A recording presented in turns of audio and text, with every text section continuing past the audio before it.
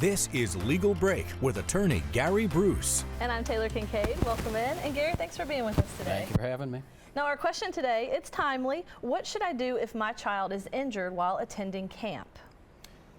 Yeah, you know, when this question was shared with me, I thought about the flood last year. Yeah.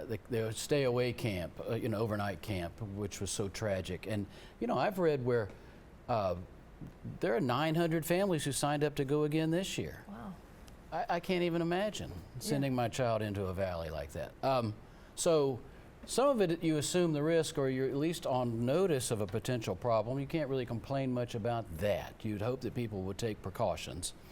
But that's an anomaly. That's different. But I guess the day camp kind of thing, obviously the first thing to do is medical.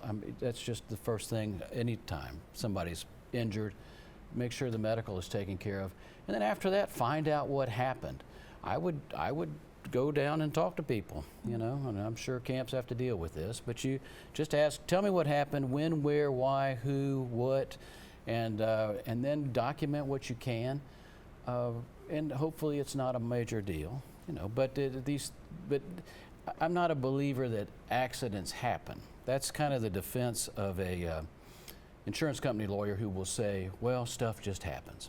It happens when people don't do the things they're supposed to do, generally. Most things can be tracked back to some lapse in judgment or preparation or caution or prevention. And so these things usually don't happen just because the sky parts and lightning strikes us, So I think I just document everything and make sure your child's okay. And so a lot of times when you're signing your kid up, you know some of the risk and you sign a waiver. Would that come into play, or how does that cover us? Yeah, a good question, because we do sign waivers, and we sign them for a lot of things that we do. Is the waiver worth the paper it's written on? In some respects, yes, and in some respects, not. That's a factual issue, really, that comes down to why did this happen? Was it something that could be anticipated?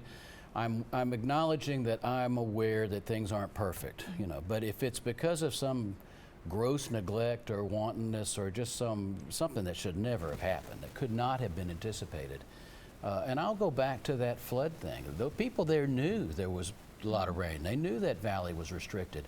It's going to be interesting to see how that case develops, because I've seen where some people have been prosecuted, but civil lawsuits are going to come out of that too. And because the question becomes, what did they know and what did they fail to do, waiver or not? Right. Well, thank you so much for that great information. Very good. And we'll see you all on the next Legal Break. This has been Legal Break with attorney Gary Bruce.